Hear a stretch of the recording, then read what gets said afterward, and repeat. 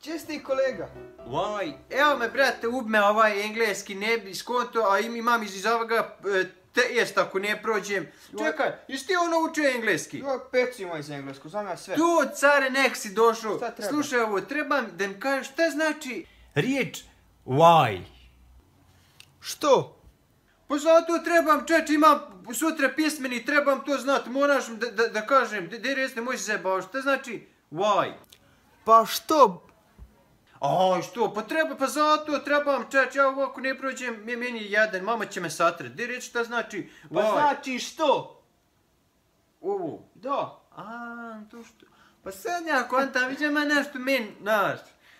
Da imam još jednu riječ, brate, isto zeznute, pazi ovo. Šta znači I don't know? Ne znam.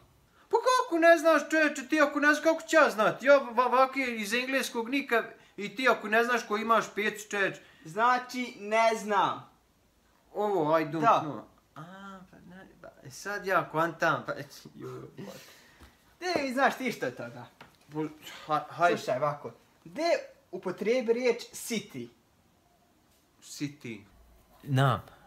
Luckasta city, takav sam i ja, zato sam te dušo zavolio ja, a?